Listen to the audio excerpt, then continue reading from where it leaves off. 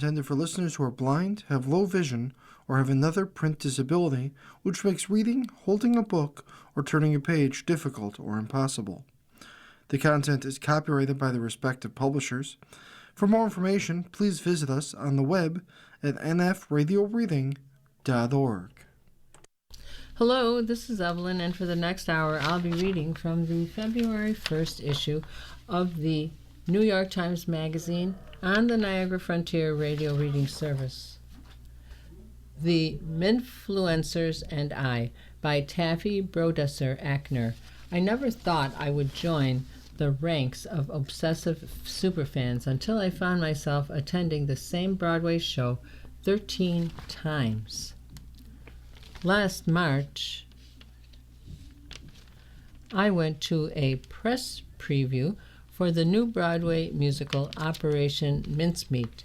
2 weeks later, a friend came to town from Los Angeles and asked what she should see, so I told her about the show and offered to go see it again with her. Just a week after that, on a Wednesday morning, when one of my sons was feeling a little blue, I went to the office but then stood up in the middle of the workday. I never leave my desk in the middle of a workday, bought 2 tickets and called his school to say he had an appointment, allowing them through a line of omission to believe that it might be medical, and I am sorry for that. I picked him up in a cab and took him to the matinee. Then, after my family was talking about how odd it was for me, who is famously in my family, always griping about my relative lack of time and money, to see a show 3 times. I decided that what my other son was actually saying was that he felt that I had been negligent in not taking him. So later that week, I woke him up on Wednesday and told him to meet me at the theater for the matinee. Here my memory becomes a blur. There were planned trips, there were spontaneous ones. There was at least once when I found myself at the theater with no real recollection of having made the decision to go.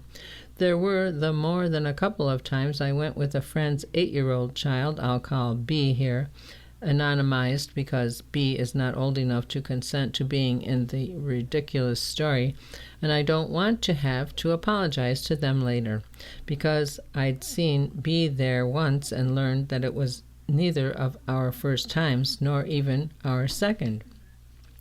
There was a big trip on Father's Day so that my husband, who did not feel left out, wouldn't feel left out. There was what I would not call lying to my family but obfuscating about where I was and what I was doing as if I were having an affair. An affair would have been easier to explain. One night, the Times theater reporter offered me his +1 to a different show, but I told him that I already had tickets to see Operation Mincemeat again.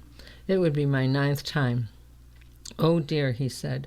"I don't know what's going on," I said. "You're a fan," he said. "This is what it is to be a fan." He said it so kindly, the way a doctor talks to a mental patient in the movies. To be clear, I take fandom seriously, but I have rarely been caught up in it myself. Don't get me wrong. I write about culture for a living, and there are things that I love. I'm a Bruce Springsteen completist, and the first non-assigned short story I ever wrote in 10th grade was a kind of fan fiction about the song Thunder Road. I got really into Taylor Swift a couple of years ago, but everyone did. Sometimes when the Knicks are having a great season, I think about them a lot and wonder if they hang out when they're not on the court. I've read American Pastoral by Philip Roth and Dom Casmurro by Machado de Assis a bunch of times. I can recite practically all of Moneyball, and I've done 3 complete tours through succession. I love Jonathan Franzen and Elena Ferrante, but I would not use the word unhinged to describe my affection for either of them. In short, I have been around fandom my whole career.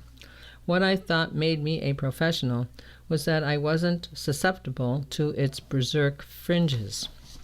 If you don't know, meaning if you haven't spoken to me recently, Operation Mincemeat tells the story of England's most triumphantly daffy contribution to German defeat in World War II.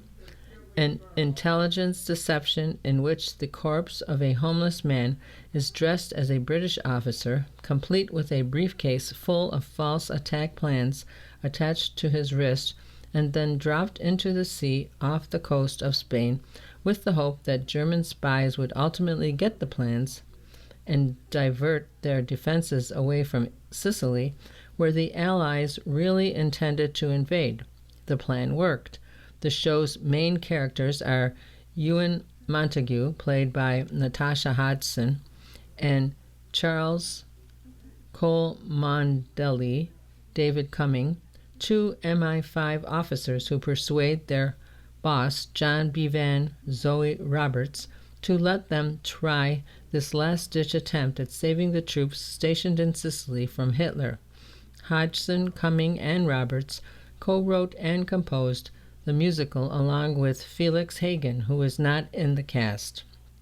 The three get to work with the help of the agency's matronly secretary, Hester Leggett, Jack Malone, and her ambitious new hire, Jean Leslie, Claire Marie Hall. But none of that is the compelling reason to see Operation Mincemeat, as there's a 2021 non-musical movie with the exact same title on the exact same subject that is now on Netflix and far easier and cheaper to access. The musical, a fast-moving, minutely tuned execution of, at times, zany and confounding precision, is performed by people you probably haven't heard of or hadn't before last year's Tony Awards.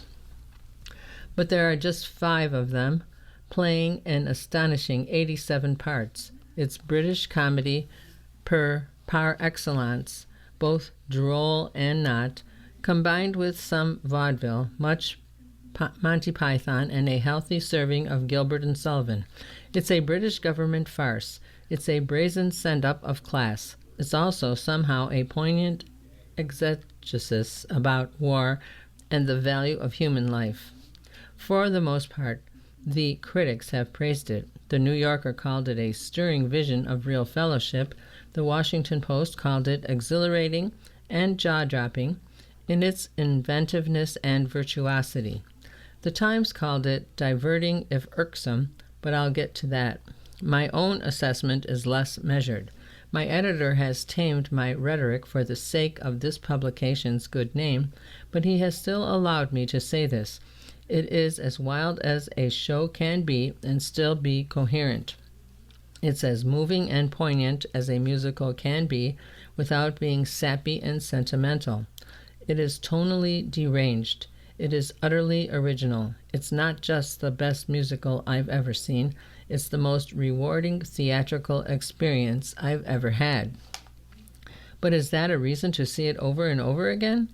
By July, this was the question plaguing me as I sat before the show's cadmium yellow curtain, waiting for it to begin. My friend Maria recently went through something similar when Sunset Boulevard was on Broadway, seeing it 20 times by the end of its run. I went with her one of those times in order to see if I could understand what had captivated her and maybe understand what was going on with me and Mincemeat. I liked Sunset Boulevard just fine, I did, but there was a moment in there where it occurred to me that just one block over, the Mincemeat gang was executing an astonishing duel scene back and forth between spies and sailors that stays 10 steps ahead of any viewer, and I wondered what the hell I was doing in this theater and not that one. How does this happen to a person? How does something like a random musical come in and spend the life of a practical equanimous person who is already oversubscribed and hasn't even seen the horny hockey show that everyone is talking about? I had to find out what was going on. I had to do something to understand why I couldn't stop attending the show before I wound up at a performance dressed as one of its characters. I've been a journalist for a long time, and so I can say this. Most investigations are initiated in the public interest. Some of them are personal. This one was pursued in the hopes of an exorcism. Before I continue, I feel I should share some disclosures so as not to erode the sacred trust between reader and reporter. Disclosure. Since that first press preview, I have paid for my own tickets all but once. A press agent for the show got wind of the fact that I had been several times and asked if I would moderate a panel discussion on stage during Tony season. Now, simply because you've read this story, your Instagram feed will feed you some video from this panel as an ad. The opening line is, "Hello everybody, my name is Taffy and I am a mincefluencer." The Times theater reporter had informed me that people who continually attend Operation Mincemeat are called this. Hi back. Disclosure. I am also now the owner of 2 signed Operation Mincemeat vinyl soundtrack albums, which were given to Tony voters as a campaign promotion. I am not a Tony voter and am not allowed to accept gifts from possible subjects, but Tony voters who knew my legend asked me if I wanted theirs, and I said yes, and then I bought a record player. While I'm here, I should add that my friends and family have worried about me, but they have also indulged me. I am the owner of a sweatshirt that has 5 of the characters' names emblazoned on it, Monty and Charles and Hester and Bevan and Jean, which I am wearing as I write this, and 4 mugs given to me by different people, which feature a photo of Cole Mondelez's lovable idiot expression. Mincefluencers, I warn you to hand wash this mug, lest you lose part of his face to the dishwasher. Disclosure. At some point, I attended one of the other corpse musicals on Broadway. There were 3 this past season, and there I saw and confronted the Times theater critic, a man I would call a friend, who had given Operation Mincemeat a middling review. "But why?" I begged him. "What don't you see?" And there was pity in his eyes, and he explained the thing that he probably has to explain to people all the time, which is that art is a matter of the soul, and that criticism is not always a matter of the soul. And then, in friendship, he smiled at me with love and sympathy, because he saw that I was all wrapped up and in love, and he was happy for me that this had happened. And the pity and the happiness sort of embarrassed me, and then broke my heart. Disclosure. I don't really know what's going on with me. Lately, I've been depressed. I'm a generally sunny person with a cheery disposition, but my older son is leaving for college soon. My parents are getting older. I turned 50, but I don't know if that's what has me down. It's not that I'm sad to be old. It's that with all the things that they say are alleviated from you as you age, so too come the byproducts of those alleviations, that there are no surprises anymore, that everything is predictable, that you can see every move coming. I've gone from someone seeking discovery to someone desperately clinging to a show that gave me discovery at least the first 3 times I saw it, and now will give me reliable joy, which doesn't sound so bad on its face, but is that what getting older is?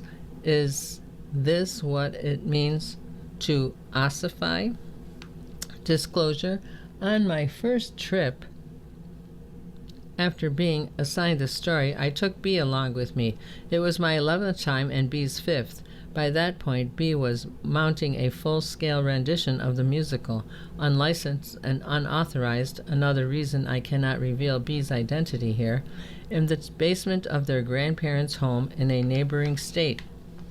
I was no closer to figuring out why this was happening to me, so, determined to get to the root of my obsession, I turned to B. "What do you think, B? Why do we love this show so much?" B and I both had notebooks out, me because I was ostensibly doing journalism, and B because they wanted to make a note of certain costume changes and musical cues for their unauthorized production. "Because the songs are good and it's really funny," B answered. "I love that it's a true story. When I'm sitting there, I'm so happy throughout the whole show." I nodded forlornly. "True," I said, "true. But what, am I kidding? You don't cry during a scene in which Jean and 3 other secretaries sing a song about job opportunities for women when men go off to war unless something else is going on. You are listening to a reading of articles and features from the February 1st issue of the New York Times Magazine on the Niagara Frontier Radio Reading Service. Maybe this preoccupation is all a byproduct of my own creative ennui in a year when little I wrote saw the light of day, or a friend believes I'm a frustrated performer and points out that as a writer I never get to be with an audience at the moment of consumption, and that watching these people who wrote the show also perform it triggers a jealousy. Or maybe it's all an extension of the preoccupation with World War II that is my birthright, and the delight in finally finding an angle that lives outside a concentration camp. Imagine you can consume yourself with the war as your family demanded, but you can take a break and do it with some hilarious Gentiles in England. The more I thought about it, the harder it was to feel as if I were any closer to an answer. So I did what I always do in these situations, which is that I want to see the show again. I keep casting the net wider, hoping for further insight, and soon I was talking to my fellow mincefluencers. At the theater, I met people who were trying to fill a bingo card with variations of understudies. I met people who became friends through fan groups and were sleeping on one another's couches. I overheard people talking about the performers as if they were friends. Someone was concerned that a cast member had a cold and therefore sounded pitchy, whatever that means. Another discussed Zoe Roberts' new tan carbon dating it to a vacation she had posted about on Instagram. A woman who had seen the show 12 times told me, wearing my same sweatshirt, that she'd been going to the theater and would enjoy other shows, but that nothing would stick. When she finally saw Mincemeat, which she attended along with a friend who won a ticket lottery, she left the theater and couldn't stop singing its tight harmonies and earworm after earworm. It reminded her of how much she loved musical theater in the first place, but even more, she was blown away by how kind the cast is at the stage door, how eager they are to talk, how charismatic they are on stage. Another woman, a theater major, was seeing the show also for the 12th time with her mother the night I spoke with her. They saw it in London, then were there on the first night of previews in New York, when hundreds of British mincefluencers made the trip and surprised the cast after the show by singing Sail On Boys, the sea shanty that takes an ever-greatening poignancy as the show goes on. She told me that she's autistic, and one of the many things she loves about the show is her assessment of Charles as autistic, and maybe even Jean, too. To have these people who have written such a loving representation of her be so nice and engaging at the stage door, well, in the end, it feels more like friendship. Still, another minfluencer saw it for the first time the night I did that panel discussion, then went back with her son as soon as they could. She found it so clever and thoughtful, and she loves the way the understudies are treated like true members of the cast. In the estimated 100 times she has listened to the album, she keeps finding new lines and new ideas.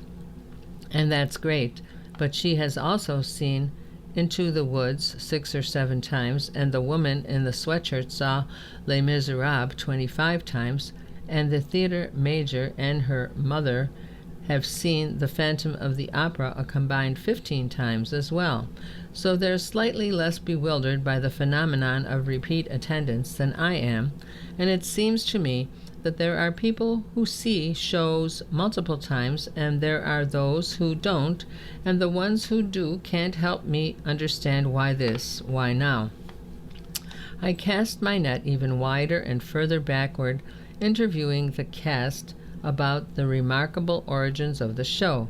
3 of the 5, Hodgson, Cumming, and Roberts, were schoolmates at the University of Warwick, where they did theater together, and after graduation formed a horror comedy troupe with others called Kill the Beast.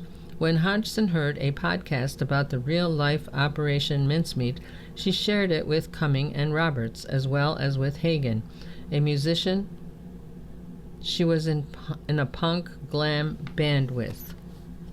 The story was so nuts and unexpected that they knew it would make a great musical, and they worked at odd jobs for years while they put it together.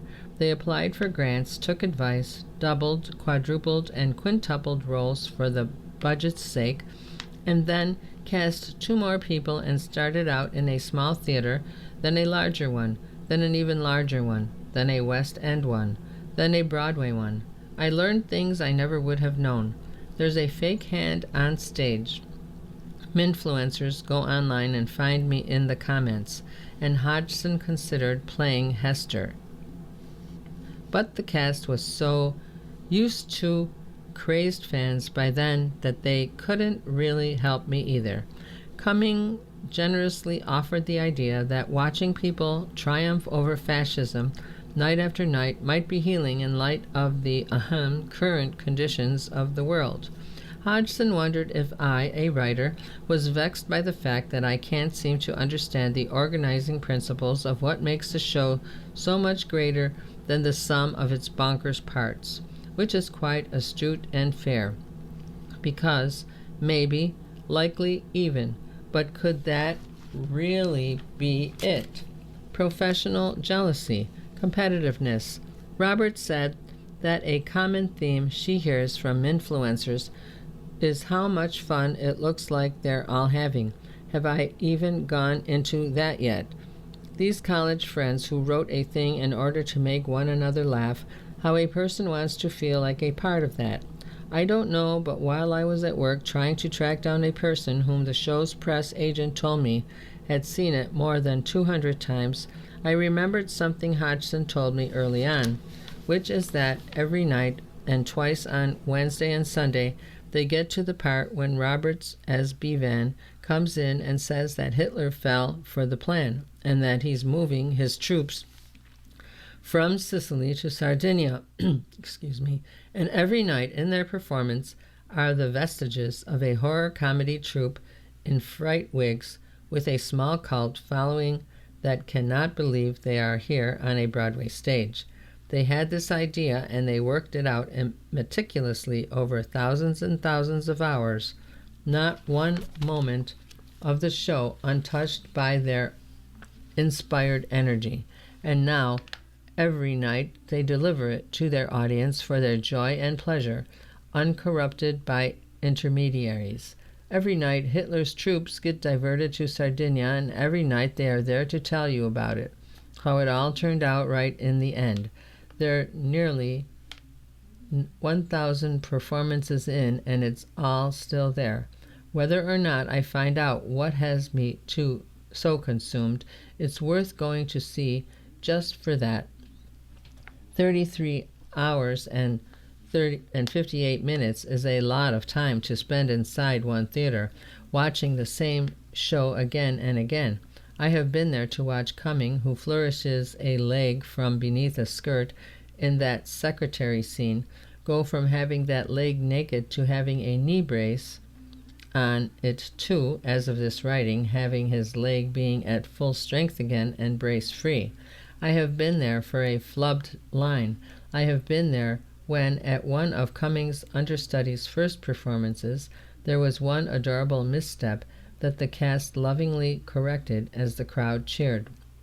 I have been there when someone seated behind me thought that Dear Bill, the moving and heartbreaking song in which the show slows down and begins to reveal what its entire message has been this whole time, was hilarious.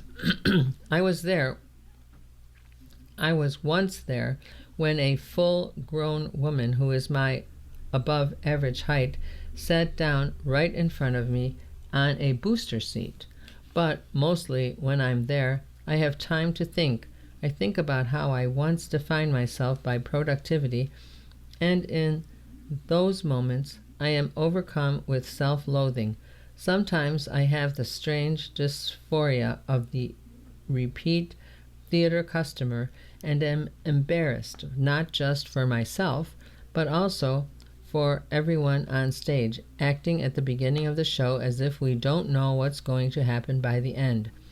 On the nights I am embarrassed, I am mostly embarrassed for myself. But immediately the embarrassment makes way for shame when I realize that they are at their job and I am just enacting insane behavior. But as soon as that shame begins to rise, so does my defiance. Why shouldn't I be here? Why shouldn't I indulge in the things that I love when there are so few of them? Because outside that theater there is a flatness, an anhedonic quality that, yes, is associated with aging and maybe even with depression too, but it's also associated with the state of the culture these days, a new culture that asks nothing of us but instead meets us where we are, which is on our phones and not interested in surprise or new emotion. The movies are one iteration after another of a thing I saw last year on TV. It is all one boring true crime blob of pessimism and jump scares and banal thrills to keep a person clicking to the next episode of something because of one cheap cliffhanger after another. I love the Golden Theater, and around me there is nothing but stagnation, but dearth, but a corporation's version of creativity. We consume the same story over and over, acted out by the same 5 or 6 popular high-performing actors who look exactly the same as they did in the last thing they were in. All of it seemingly designed to remind you of something you already liked, which I guess is good business, an algorithm daring you to do nothing but have a repeat benign experience. The audience's sophistication has peaked at the exact time that an algorithmic mid-culture rose up and asked what is the least amount of work it could do to keep a person rolling through its offerings. I leave room for falling into the cliche of every person who ever turned 50 and wrote an essay about how terrible the culture has become, but that doesn't diminish where I am, which is that I'm so bored I want to die. Every now and again there is a tiny bud that finds its way to the surface through the deep freeze of this relentless writer, this desert drought of originality and ideas.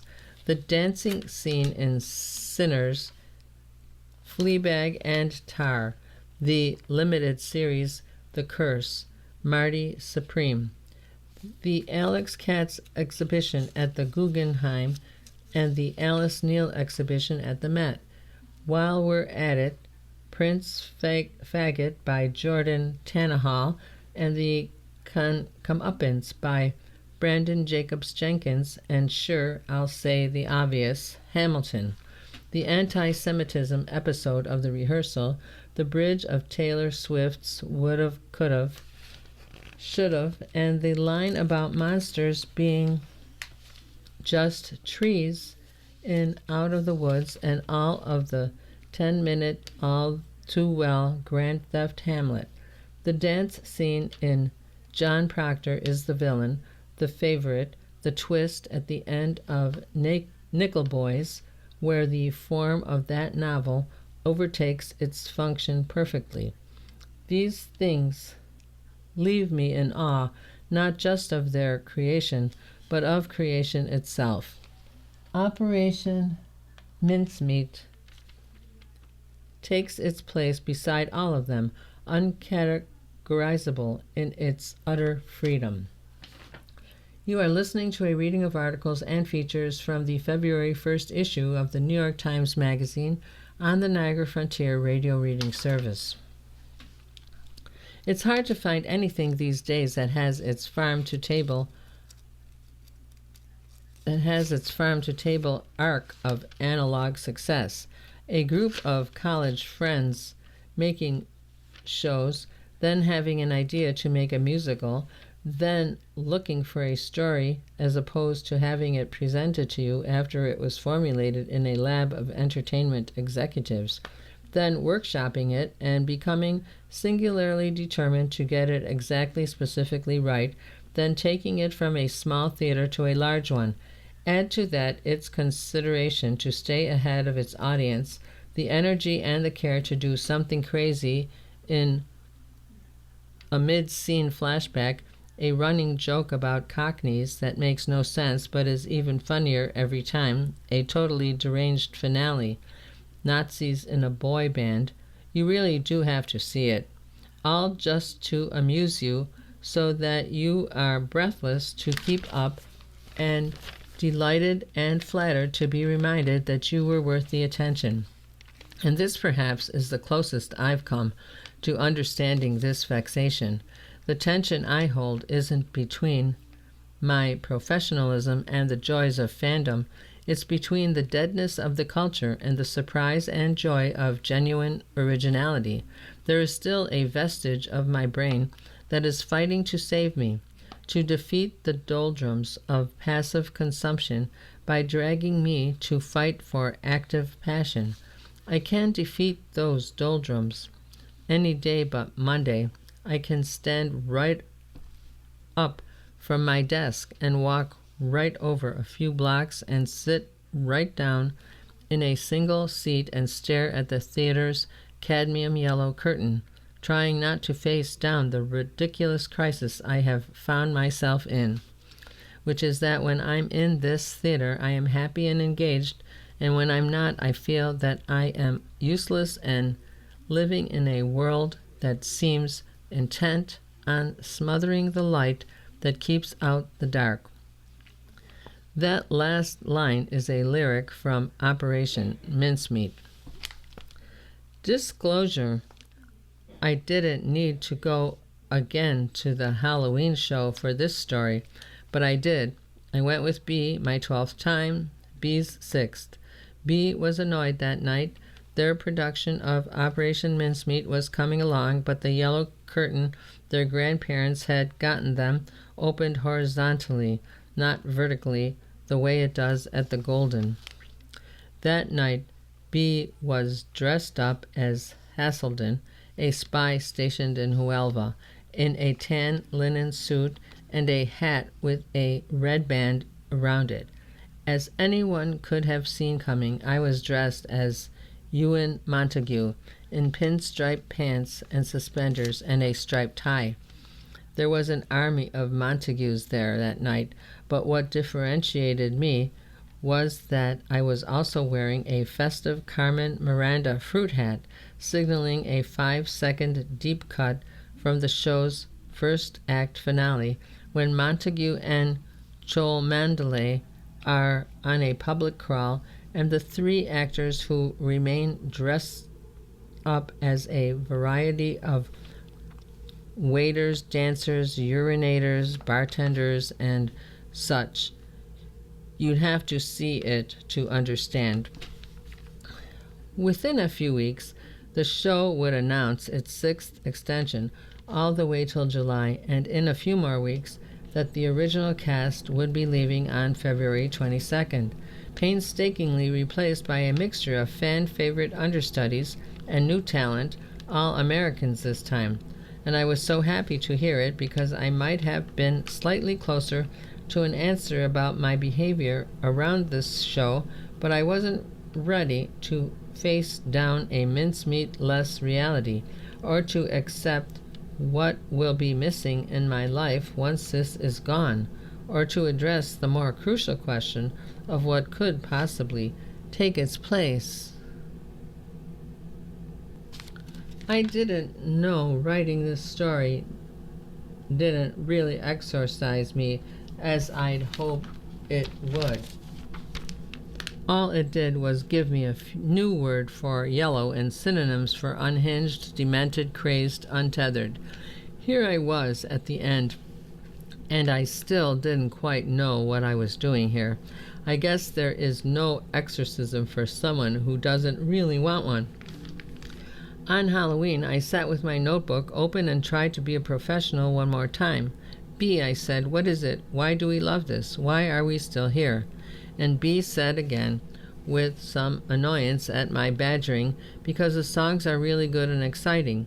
I asked for still more, and B said, it makes me so happy. I love the quick changes. I just love the songs. I wrote it down again, but this time I wondered if maybe it really was that simple. Maybe the answer is that B is 8 and I am 50, and what B doesn't know is that as they get older, there will be fewer things to love like this, that it will come along when it does, if it does, but it will feel more and more muted every time, so that by the time you find yourself feeling it again, by the time you realize that it is great to mellow with age, but that before the process is complete, you will panic because you can feel what you're missing and know that one day missing it won't even bother you anymore. And right now I am in the gloaming of all that, in the perimenopause of all my passions, a time when I still remember what it is to want, but from the shoreline. This might never happen again to me. I want to tell B it's a surprise it happened at all. Hasn't anyone told you yet, B? It becomes rarer and rarer to be struck in the heart by something that consumes you, and one day you forget that it used to happen at all. But maybe B understood that. These songs are good and it's really funny. Enjoy it, B was saying. Take it home with you. Mount your own version of it. Keep coming back as long as you can. Why overthink it? You love what you love. Enjoy it until you can't anymore. The lights were dimming, so I took my Carmen Miranda headpiece off for the sake of the people behind me. The curtain went up, and there was Hodgson, sitting with her legs up at Montague's desk, and she gave her little laugh and began the first song. The opener, Born to Lead, is my absolute favorite. And I thought, hello again, old friend, and some kind of grace descended upon me. And for just this once, I stopped thinking so hard about everything and let myself be happy that it existed, happy that it somehow got to the stage, happy that I found it, happy that I was there. Oh my God, I was so happy to be there. Screenland, Nuclear Option. A staple of 1980s cinema is back, Nuclear Anxiety, by Trevor Quirk. In 1964, the Scottish psychiatrist R.D. Laing described an encounter with a girl in a mental hospital. She believed, he wrote, that the atom bomb was inside her. Laing couldn't help comparing this delusion with the madness of the civilization that had created the bomb in the first place. The statesmen of the world who boast and threaten that they have doomsday weapons, he wrote, are far more dangerous and far more estranged from reality than many of the people on whom the label psychotic is affixed. Taken literally, this notion was a bit ridiculous, but also hard to dismiss. Weren't societies that secured stability through the doctrine of mutually assured destruction exhibiting some form of insanity?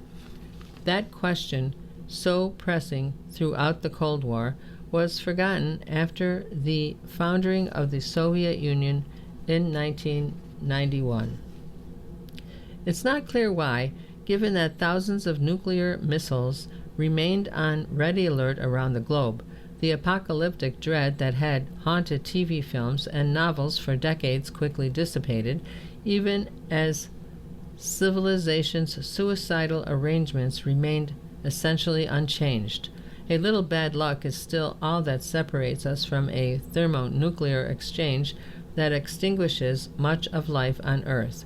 Judging by the receptions of a few recent films and streaming series, the American public is beginning to remember our situation. Christopher Nolan's celebrated 2023 biopic Oppenheimer, Catherine Bigelow's A House of Dynamite, Apple TV's post-apocalyptic series Silo, all attest to the reemergence of a preoccupation with nuclear war last seen in the cinema of the 1980s. These newer media can access a deeper historical perspective than old movies like The Day After or Threads, so we might expect them to find a modicum of hope in their re-examination of nuclear war. But I'm unhappy to report that the intervening decades have made our apocalyptic narratives only more fatalistic. Maybe this shouldn't surprise us, since we are thousands of moves into a game that can be won, as 1983's War Games had it, only by refusing to play. Nolan's Oppenheimer, for instance, follows its title character through the quantum revolution in physics, the Manhattan Project, and the aftermath of the bombings of Hiroshima and Nagasaki, before turning to his political failures in preventing the nuclear arms race between the United States and the Soviet Union. Yet by contrasting Oppenheimer's rueful idealism against the careerism and pragmatism of his peers and political enemies, the film illustrates how the institutional behemoth assembled around the Manhattan Project justified the production of ever more cataclysmic devices. Time and again, Nolan shows us government officials, military officers, and scientists feeling as if their hands are being forced by the absolute stakes of nuclear war. Which nations would they wish to develop the atomic bomb first, the United States or Nazi Germany? Would they prefer the nuclear bombing of 2 Japanese cities which killed about 200,000 people, or a bloodier ground invasion which could have killed millions? Would they want to live in a world where the Soviets possessed ICBMs and fusion bombs while the U.S. did not? As Oppenheimer says of the first dilemma, we have no choice. This deprivation of moral agency underlies his premonition that the nuclear arms race will escalate until the unthinkable occurs. If we truly have no choice, then we are merely dominoes falling through history. Early in the film, Oppenheimer and Einstein worry that detonating an atomic bomb might start an atmospheric chain reaction that could destroy the world. I believe we did. Oppenheimer confesses at the film's conclusion. He is not referring to an atmospheric event, but to an unstoppable historic sequence that was already underway. Bigelow's A House of Dynamite from last year works perfectly as a dramatization of the hour in which the chain reaction goes supercritical. The film examines the U.S. government's response to a plausible emergency, the detection of an ICBM crossing the Pacific, from a series of locations. The White House Situation Room, a U.S. Strategic Command outpost in Omaha, and Marine One, as it helicopters the president to an undisclosed location. The viewer witnesses what amounts to a governmental panic attack, intensifying as the ICBM is projected to detonate over Chicago. We see the wide white eyes of the characters as they reconsider the unthinkability of nuclear war. Older films about nuclear war often likened their subject to a game. Bigelow and the screenwriter Noah Oppenheim are fascinated by how this metaphor has crept back into reality. The president is evacuated from a photo op where he was lecturing young basketball players about the affinities between sport and life. A secretary glances nervously at the nuclear football containing the president's launch codes.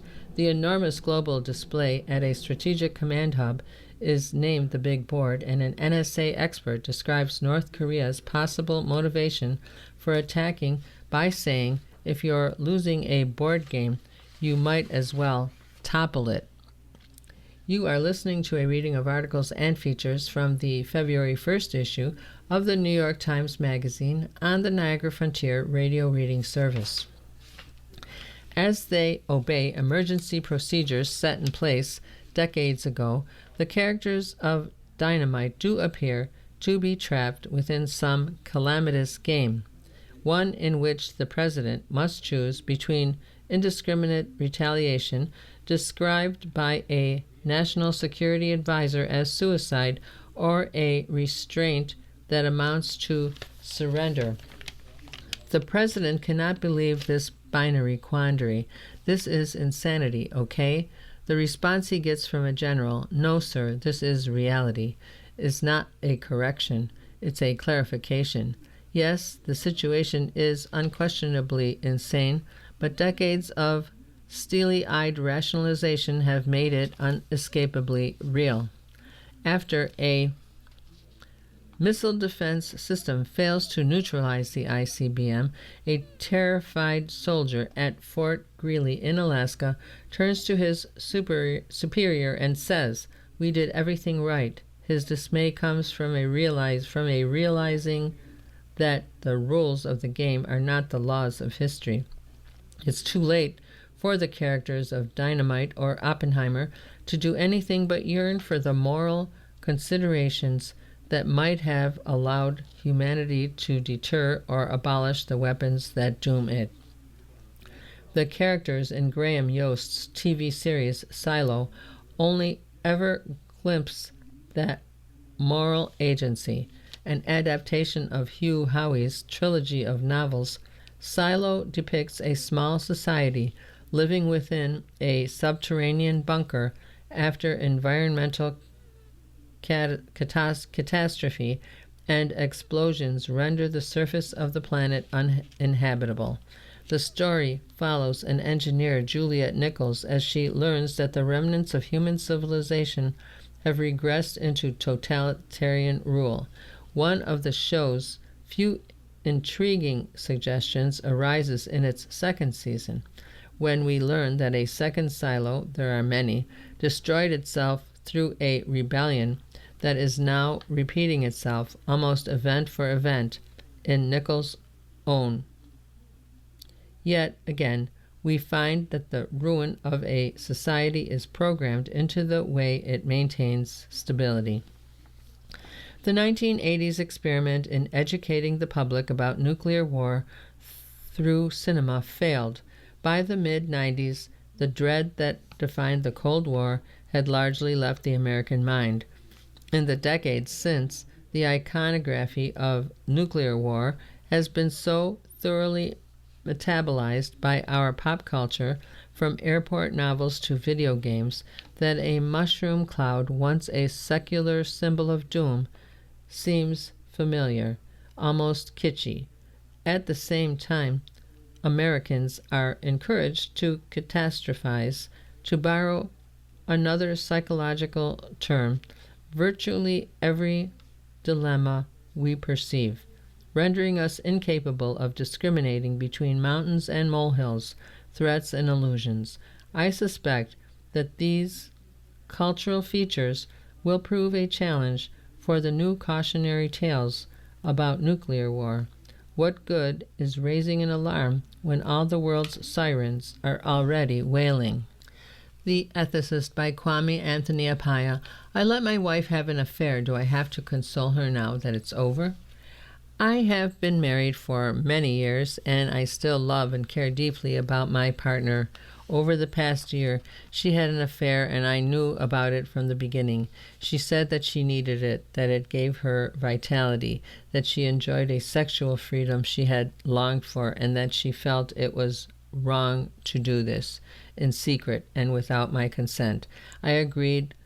What she said made sense to me, and she convincingly assured me this was no threat to our relationship.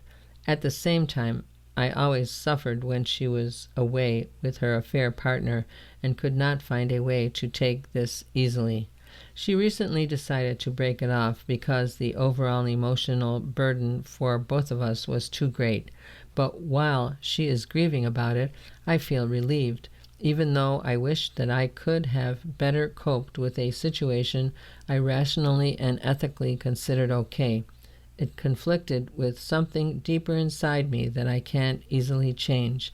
My question is, should I feel sorry for my wife? At the moment, I don't. I understand her feelings and I care about her, but at the same time, I feel it is not my job to console her for this particular loss.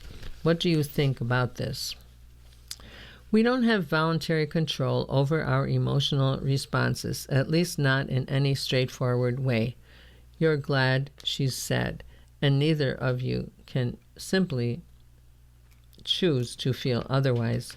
From what you say, it sounds as if she gave up the affair for you and for her relationship with you, just as you consented to it for her and for your relationship with her. You most likely felt you had little choice about acquiescing to what she wanted, and in time she may have felt that she had little choice about acquiescing to what you clearly wanted. Your partnership would not have gone well, you perhaps thought, if you had withheld your consent. It would not have gone well, she perhaps thought, if she had persisted. Beneath the velvet of sweet reasonableness lurked the edged steel of unspoken ultimatums. But while your sense of relief is unsurprising, and while you can't simply resolve to feel otherwise, maybe you could help her deal with her loss out of gratitude for her belated acknowledgement of your needs. Solace is one of the gifts of marital love, and consoling someone you love when they're in pain doesn't require that you share that pain. Still, these distinctions may be elusive in practice, and so it may be worth your both talking this all through with a counselor. Neither of you will ever be able to adjust your feelings on demand, but it could help to give them somewhere to go in a way that helps you stay connected. I am part of a faith community that does not affirm same-sex relationships, and I plan to continue following that teaching even though I am bisexual. I do not know many others in the same situation. A few years ago, while exploring my sexuality online, I came across a man from the same faith community on a dating app. I am not sure if he noticed me, and I quickly blocked him. He is now engaged to a woman. I have thought about reaching out, but I am unsure how to do without making it feel intrusive.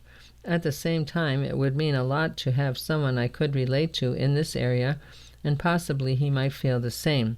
Would it be appropriate to make contact, or would that cross a line? My sense is that the implicit norms associated with such apps do not amount to contact me whenever and wherever you wish. Probably they tilt toward don't act like you know me if you see me at Costco. There's a difference between facilitating intimacy and conferring acquaintance. If you tell this person you recognize him from the app, however, benign your intentions, he may feel exposed, vulnerable, and dependent on your discretion. In a community that frowns on same-sex relationships, you would have it in your power to out them, even if doing so would require outing yourself too. That could make him uneasy. You should also ask yourself why you want to be in touch.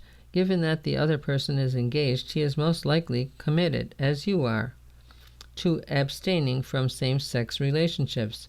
So think about what exactly you're hoping to discuss and hoping to gain. The adults in your community are already familiar with the problem of sexual attraction to people with whom sex would be impermissible. For example, because they're married to someone else, you don't need a bisexual interlocutor to discuss forbidden desires. Then, and discussing erotic temptation is not necessarily a good way of managing it. You've been listening to a reading of articles and features from the February 1st issue of the New York Times Magazine. Your reader has been Evelyn. Thank you for listening.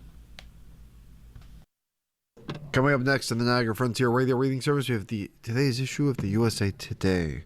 Following that, at 2 o'clock, we'll be airing episode number 32 of Mark Twain by Ron Chernow. Stay with us for these readings and more.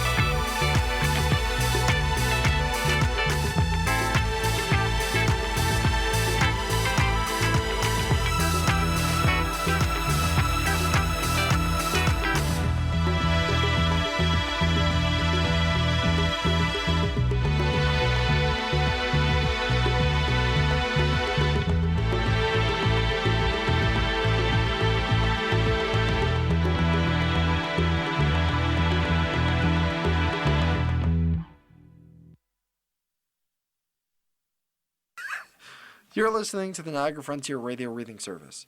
We broadcast daily readings of printed matter to those who are blind or have a print disability throughout Buffalo, Western New York, and Southern Ontario's Niagara Peninsula. Almost 40 years and more than 300,000 hours of